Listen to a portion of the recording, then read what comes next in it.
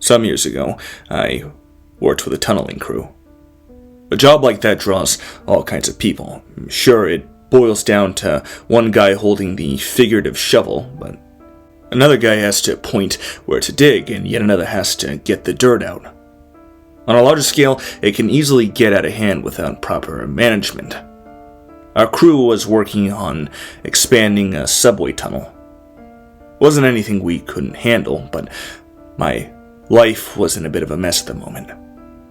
My wife and I had just had our first kid, and I was having trouble keeping up with the new lifestyle. My wife was a trooper, but no matter what I did, I always felt like I was doing something wrong. That baby must have been the most patient one ever as I fumbled with the most basic chores. I'd tuck her in too tight, or get the temperature on the formula wrong. It was just one mess after another, and that's after working a 10-hour shift. The only thing I got right was putting her to sleep. I'd tuck my hand behind her little head, shush her, and sing her this song. She'd go out like a light. Bam. Down for the count. I swear that one thing sort of made up for all my other mistakes. I have to thank my mom for the tip someday. It's an old song. It goes a little something like this. Oh, AI, AI, AI, fuff, my little one. And just like that, like a bolt of lightning from a clear blue sky, the subway tunnel gig was canceled. We got to work and there was a big sign telling us to go home. I called my manager but didn't get an answer. I called the guy at the top and the number was disconnected. I was standing there with a crew of 8 other guys looking at me. Someone kept asking if we were getting paid or what to do about our gear. Some of it was still locked away in the tunnels. The hours passed and we didn't know if we still had a job. When I finally got hold of my shift manager, he didn't have a lot to say. They're shutting us down. I'm sorry. Gotta start looking for a new job. Not the kind of thing you want to hear when you just had your first kid. The whole crew was looking at me for answers, and I didn't have anything comforting to say. Can't sing those guys to sleep after all. I told them the truth. We were out of a job, and no one seemed to know what the hell was going on. I kept calling management to demand some answers, but all the numbers were either disconnected or put me on infinite hold.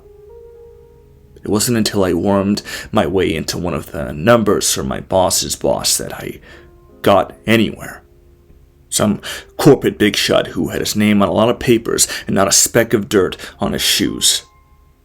I was about to give him a piece of my mind when he suddenly changed tone. We're looking for a crew. There's another job in the area, he said. Not tunneling, but should be within your skill set. And how do we know it won't be shut down like the last one? You don't. But it's the best you got. It pays well. Real well. I could bring all your guys in starting tomorrow. What do you say? I said the only thing I could. I said yes. It was tough to come home that day.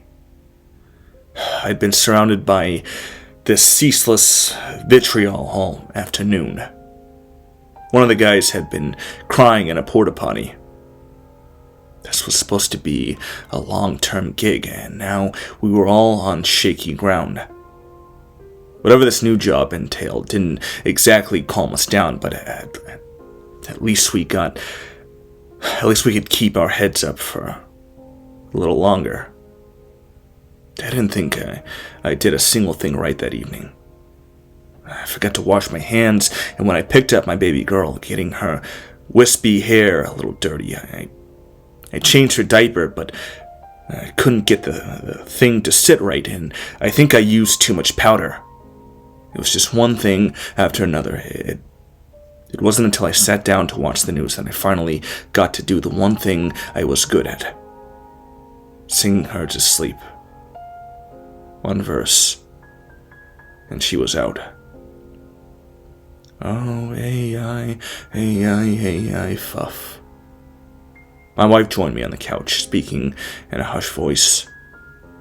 She was just as worried as me about the job, but I could tell she was trying to stay positive. She asked me all sorts of questions, like what we were doing and for how long and with what people, and I didn't have an answer for any of it. Not unlike the talking heads on the TV, all I could say is that we had a time, a place, and a generous paycheck. Just be careful, she said, giving me a kiss on the cheek. Our girl can't sleep without you. Doing tunnel work is rough for a number of reasons. In summer, you're melting away in that heat. In the autumn, you're knee-deep in rainwater, and winter, well, you don't do a lot of digging in the winter. Ground gets frozen, can mess up the equipment. Depends on the job site, I guess. We were nearing the end of the season. The last dig of the summer is the one you finish just before you go on vacation, and my guys had been robbed of theirs. I knew of at least one guy who had to cut his trip to Tallahassee. He wouldn't shut up about it. It was better than having to do no job at all, but the disappointment was immeasurable. We'd been promised stable work for years to come, and now we were fighting for scraps. The location turned out to be a construction site. Not a dig site, mind you. There's a difference. The place was roughly the size of a football field, lined with chain-linked fence wrapped in a yellow plastic. There were all kinds of construction tools lying around, seemingly abandoned. There was even a bulldozer. We waited for about an hour before someone showed up. There was this one guy with protective glasses and a hard hat, our supposed foreman. He seemed friendly enough. Probably someone a bit further down the career ladder. He came up to us and clapped his hands to get our attention. "Everyone feeling okay?" he asked, throwing his arms out. There was a murmur, but no one was particularly enthusiastic about the whole thing. We weren't a construction crew. Then again, at that point we had no idea what kind of crew we were supposed to be, so... "Alright, we're gonna go through all the details in a bit," he continued. "I just want to say, I know this is not ideal. We didn't have a choice in the matter. That said, if this works out, we're gonna have a lot more work for you going on forward.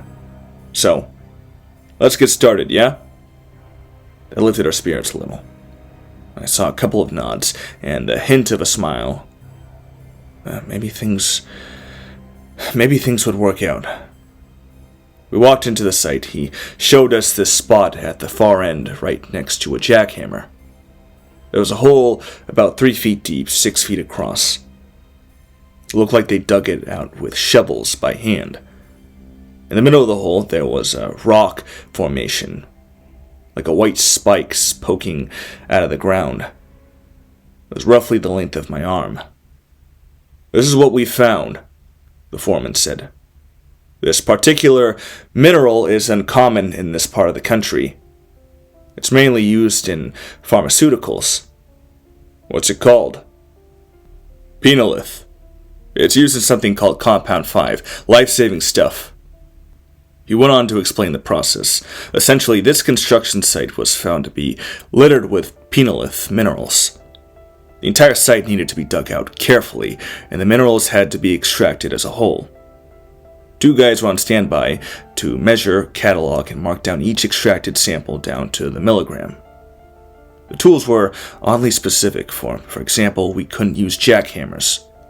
We had to slowly work the base of the mineral with portable water jet cutter. We couldn't touch the minerals without wearing rubber gloves, and we had to put out sprinklers near every active dig spot to suppress mineral dust. That, and there was a gas mask mandate. "It's important that we don't breathe this stuff in," he explained. "You don't want that." By the end of the first day, we had dug up 5 feet of those spike things. They were all carefully placed in a vacuum container and sealed with silicone spray. All that work for what equates to a suitcase of rocks. At the end of our shift, one of the guys noticed something funny. Technically, we were right next door to our abandoned subway gig. Out through one door, in through another. It took some time to get used to the new setup. We had to work with a lot of protective gear, and we kept getting soaked by the water jet sprinklers. Working in that kind of environment gives you all kinds of uncomfortable aches, especially when you need to have a gas mask. The mix of heat and water kept fogging up the glass, sucking the salt from my skin and stinging my eyes. It was exhausting. We usually managed to get somewhere around 6 to 10 penalist a day, depending on the weather and how fast we can get to the base of the mineral. They were all roughly 3 feet down, but a few of them were a bit smaller and some were a bit bigger. There was one of them that was so tall that it poked out of the ground, but it had turned a metallic gray. We sent a picture of it to the foreman, and he said it was a no-go. "It's gone bad," he explained. "Cut it. Leave it. Don't matter." Every night when I came home, I could barely stand. I fell asleep in the shower once, waking only when the water turned cold. I'd remembered to eat just because my hands wouldn't stop shaking. It was a strange feeling, and my wife could tell I wasn't doing all right. I felt bad not being able to keep up with the housework, but hey, at least I could sing my baby to sleep. That I could do. The fact that the site was so close to our tunnel job was really strange. It was literally a stone's throw away, but cities can get like that sometimes. It might take 20 to 30 minutes in traffic to get from one street to another, but walking there at a brisk pace takes a couple of minutes. I hadn't even thought about that until they pointed it out. The job was going to take weeks, maybe months, at the pace we were going. We got the go-ahead to bring in some more guys, but it was hard to find people for a temp job at short notice. I managed to get a hold of 4 more in total, but trying to bring them up to speed was a hassle. I kept getting all these questions that I couldn't answer. For example, why couldn't we just dig up the whole site and then filter out the penolith later? We could have it all done in about a week, tops. And yeah, they were right.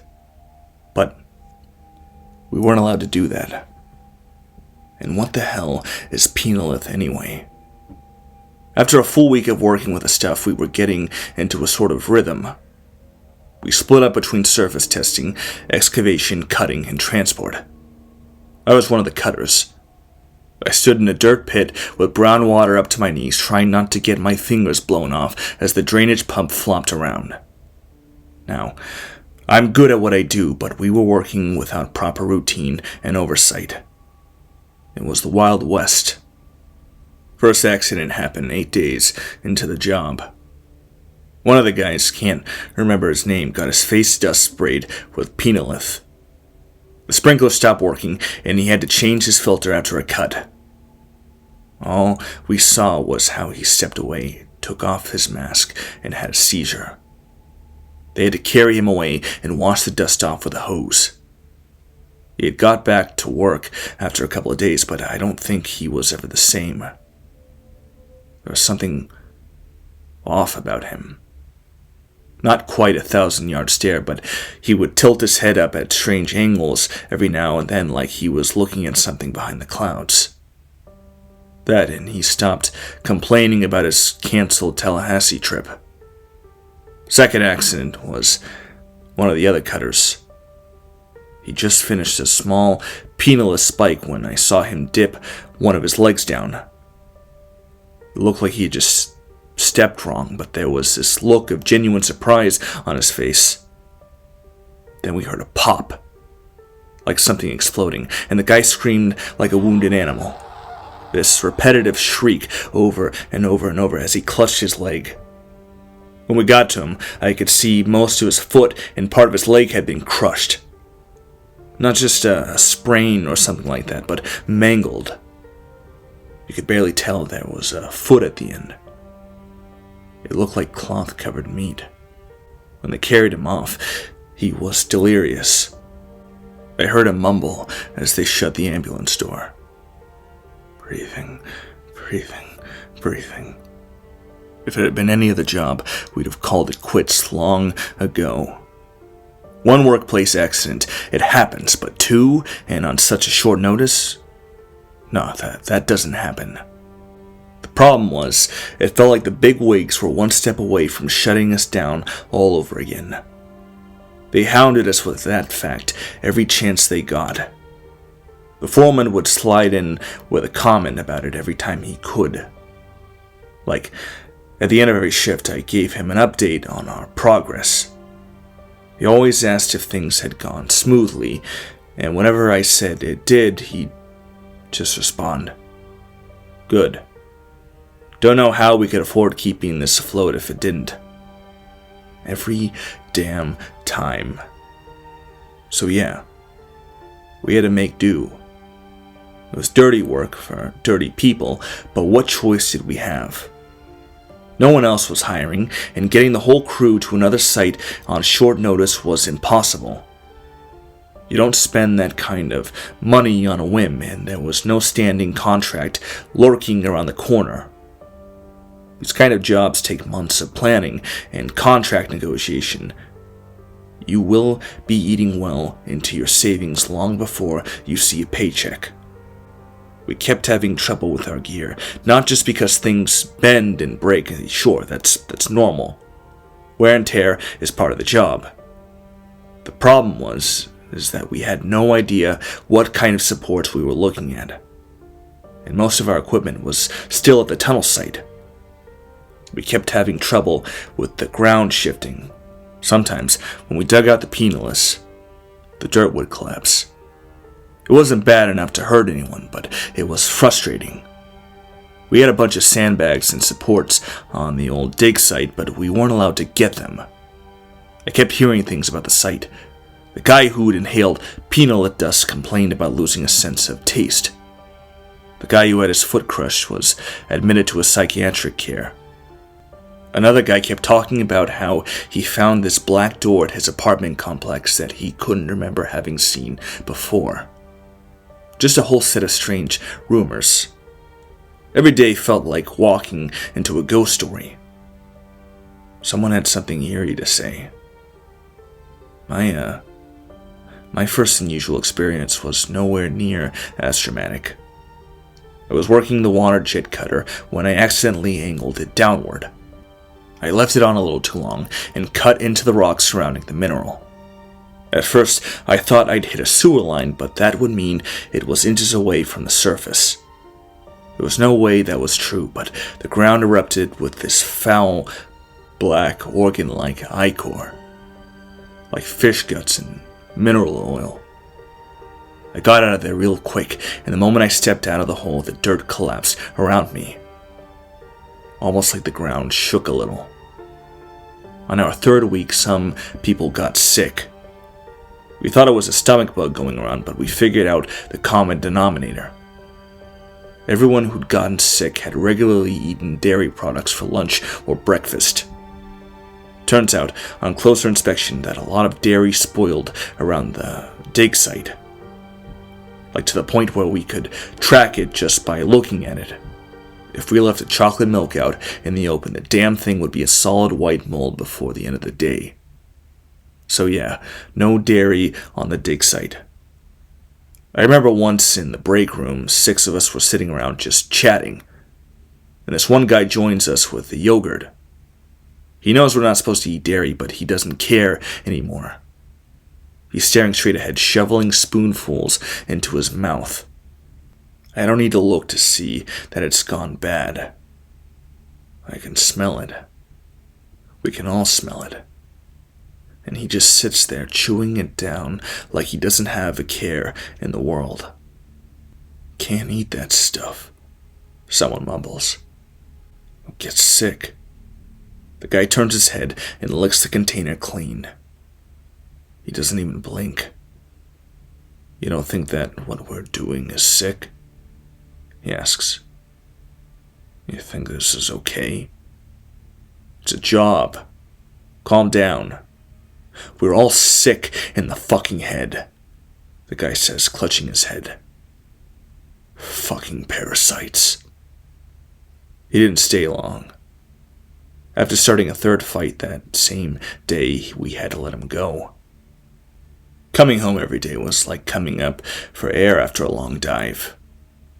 Everything felt brighter, and I'd happily do whatever was asked of me. Changing diapers? No problem. Taking out the trash? Wonderful. Anything and everything was better than staying another damn minute at that site. Thinking about going back the next day made me feel like a rock in the pit of my stomach. I'd look in the bathroom mirror, trying to convince myself to get through one more day.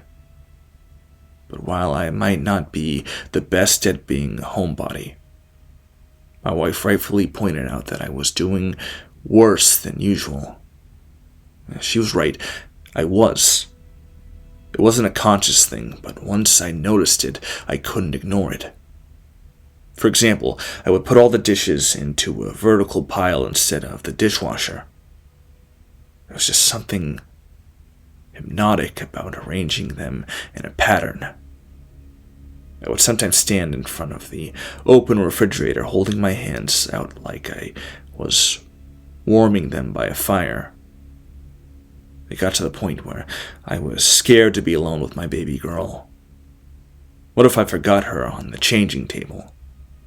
I couldn't live with myself if she got hurt. And still, we needed the money. The rent was going up. Expenses were going up, and we needed a new set of tires for the car. We'd already sold off our spare car. We couldn't afford to go without one. It was bad enough that we had to share one. I remember this one night. I was standing by my baby's crib.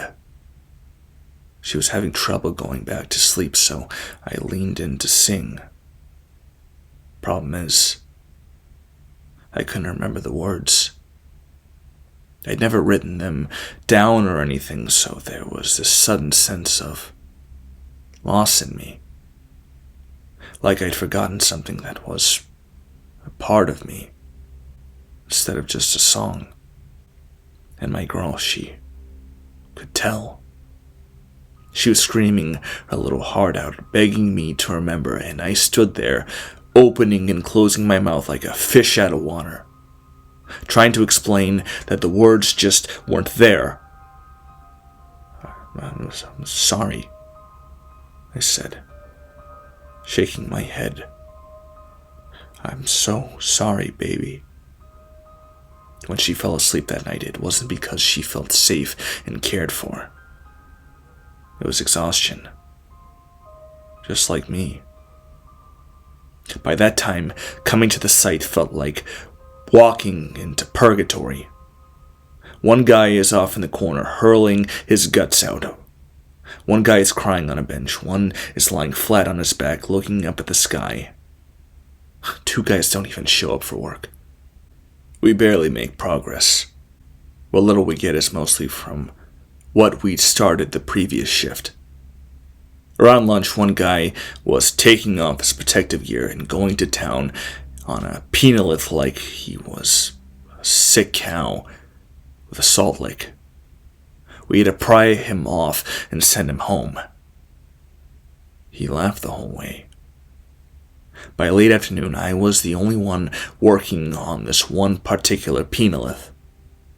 The damn thing was big. Big enough that I'd have trouble lifting it by myself. I had to dig a little deeper than usual to get to the base, and I wasn't paying as much attention as I should have. By the time I pulled down the water cutter, the cable dislodged something, and the entire hole collapsed with me in it.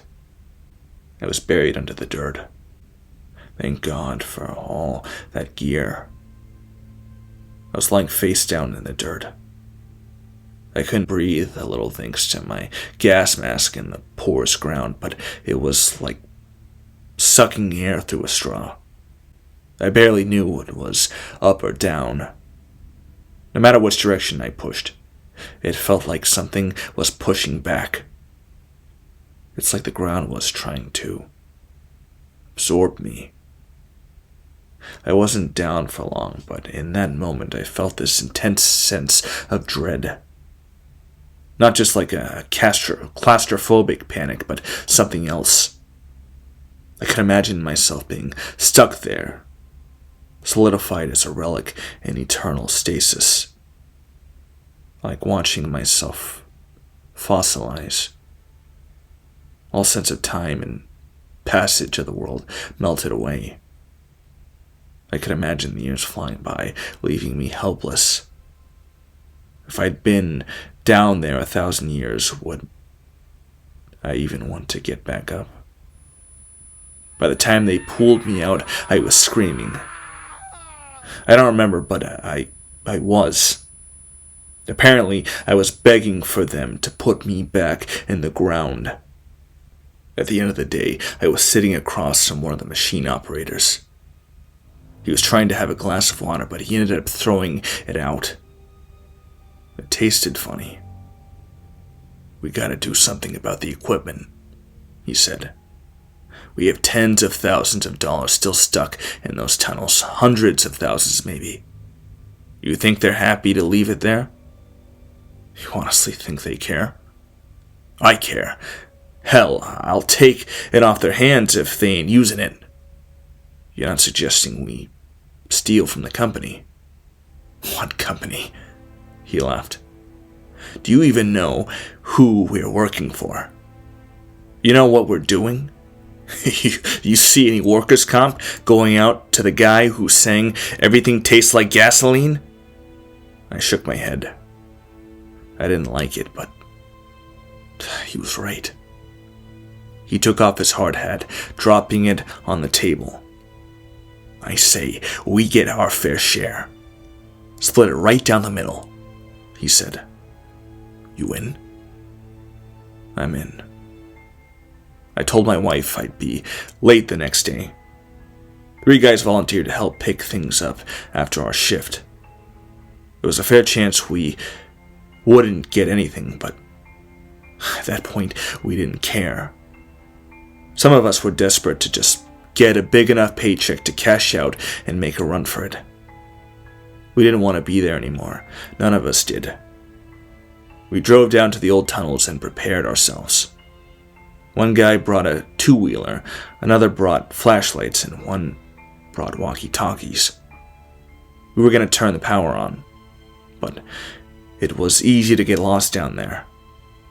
Half the map wasn't finished, and most of the rooms were dead ends. You can get lost on the best of days, and we were barely functional. We made our way into the tunnels, keeping in touch as we went. It didn't take long for us to find some personal items, but there was quite a bit more to it. We could tell others had been down there. There were a whole bunch of things we hadn't seen before. Some of it I could barely understand, like, for example, there was this one drill that looked like an 8-foot-long syringe on a rail, leading to a hole in the wall. That's not what we were there for, but I couldn't help but raise an eyebrow at that. While the others found some gear, I decided to look a little further in. There was this one space I'd been working in just before we got shut down that I knew had a backpack full of seismic measuring equipment. It didn't take all that long for me to find my way back there, but the backpack was long gone. Figures. That thing alone was at least 25 grand. As I was about to head back to the others, I swept my flashlight across a black door. I didn't remember that ever being there.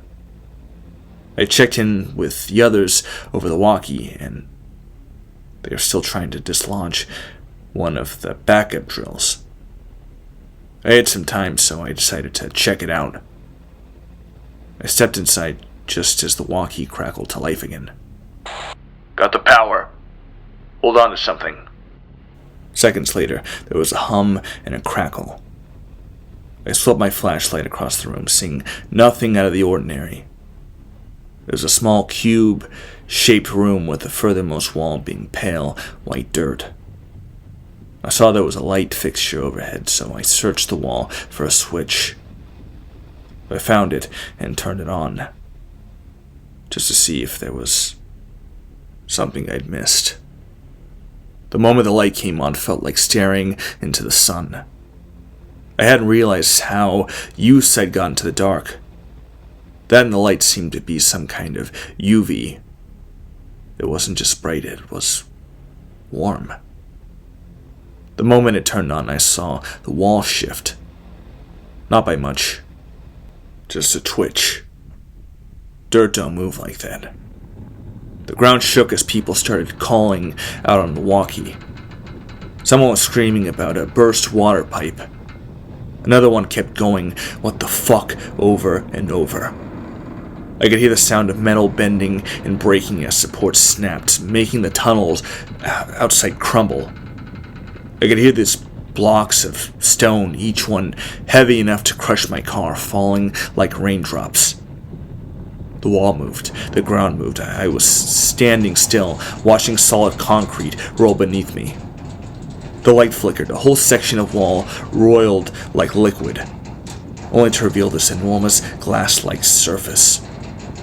I stepped closer, watching these whirling colors slosh from left to right, up and down, like an organic membrane suspended in gelatin. Blue lines spreading out like the petals of a sunflower. As I step back and take in the whole picture, my breath gets stuck in my throat. The entire wall is the bottom half of an eye.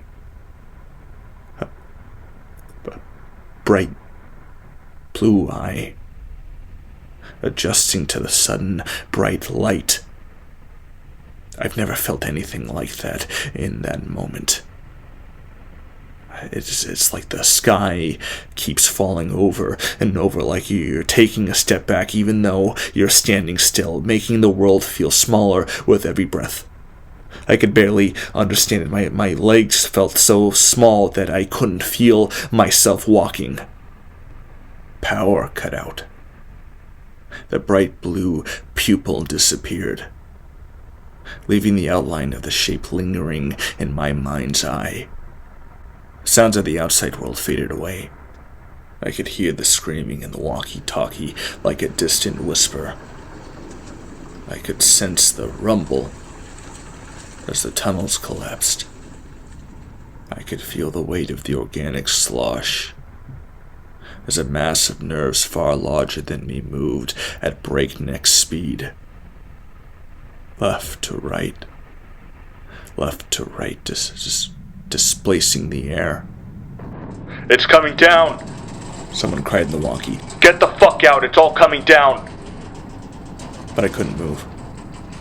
I looked straight ahead into the darkness and pushed my hand back towards the door. I couldn't open it. There was a blockage on the outside. The concrete ceiling was starting to crack. My mind pendulumed between sobering fear and a mind-guttering sense of hollowness. I was a father.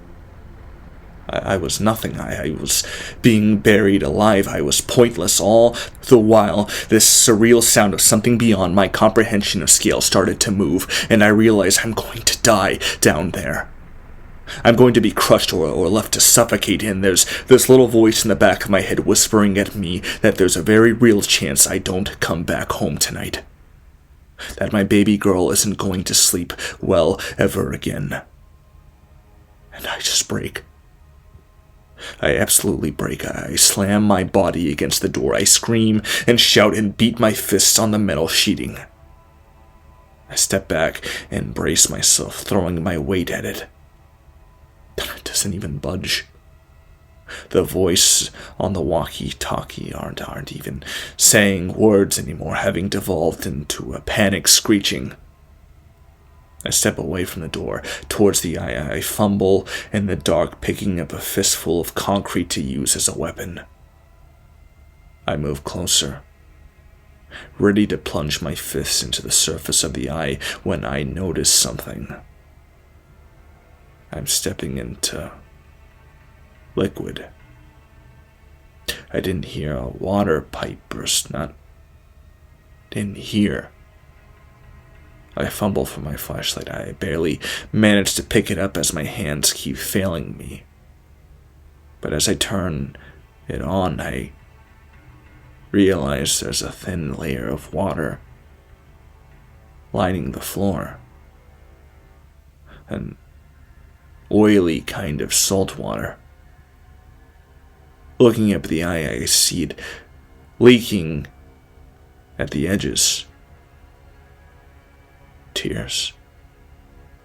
Something in me clicks. The rapid eye movement, the sudden sense of panic and collapse. It dawns on me that I've seen this before. I've seen it dozens of times. It's just like when my baby girl wakes up in the middle of the night, looking for Papa. That's all it is. And I think about that moment when I was buried at the dig site, with that sense of the world passing me by. I wouldn't want to wake from that. I wouldn't want to know which of my friends were dead or alive, which family members made it. I wouldn't want to know just how alone I really was. I'd rather stay a fossil. Maybe that was it. Maybe that was it the whole time. Maybe we'd been cleaning the scalp of something, having a really, really bad dream. I turned off my flashlight and stepped a little closer. I could feel this thrumming movement coming from the membrane as nerves contracted, pushing out bucket after bucket of liquid. Meanwhile, I'm closing my eyes and thinking about an imaginary hand placed behind a tender head, fussing about going to sleep, wispy hair getting caught between my fingers. At that moment, the words returned to me. The lullaby. With a shaky voice, I sing them. A voice in the dark, hoping something impossible can hear me and find comfort. Oh, hey, I fuff. My little one. Oh, hey, I fuff. My little one. I sing it again and again and again. I'm imagining that little bundle in my arms and how it settles into a rhythm. How her breathing steadies with mine, a little hand wrapping around my finger, then letting go as the dreams take hold. And after a while, I realize the wall has stopped moving. It's just white dirt. Nothing is moving, collapsing or breaking. It's just me in a dark room, and my workmates trying to move a boulder outside the door. Something's gone back to sleep. When we get out, things had gone completely to shit. Car alarms were going off, street lights had died, fire hydrants were pouring into the street. Waiting for us just outside were 2 patrol vehicles, ready to ask us some serious and uncomfortable questions. The whole ordeal was categorized as a localized seismic event. The company decided not to press any charges. They just had us trespassed. But even that would eventually be overturned. See, they still needed someone to work the dig site. That was the peanut to cut. And there was no one around willing to do it, and honestly, who was more experienced working with this stuff than me and my crew? We just started to get the hang of it. We could make up our own rules, and now that I had an idea of what we were dealing with, I could do it in a way that wouldn't get us all killed. So yeah, we got back to work. I've been doing peanut digs for years now. We figured out a good routine and procedure, allowing us to rotate crews in a way that doesn't get us sent to the hospital. I got about 30 guys working with me. There's not a lot of demand for it, but what demand there is pays very well. I don't think you'll find a Craigslist posting for peanut diggers anytime soon, but we're out there. Sometimes it just looks like a construction site. Sometimes they don't bother trying to hide it. People see a jackhammer and roll their eyes, hoping we won't stick around for long. My girl isn't a baby anymore, but in another sense of the word, she absolutely is. I managed to scrap together a pretty good life for her. I work weekdays along with every second and third weekend of the month. But I get the first full week of the month completely off. Just 2 paid vacation weeks a year, though. But the hourly rates are just... I'll admit, I'm a bit spoiled. I could sign off on a new pool and it wouldn't break our budget. But it feels like I had to take a moment to look back at it all. Not just because it was a monumental day of my life, but because it changed something in me. I may be the smallest, most insignificant thing in whatever world this is, but I'm still here. I can still do something. And if I could do that one damn thing right, is that not enough reason to do it?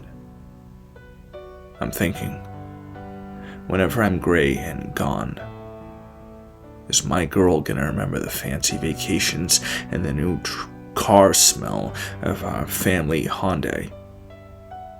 Or is she gonna remember the times I sung her to sleep? I don't need an answer. I know it. I feel it. And somewhere deep underground, there is something that feels the same.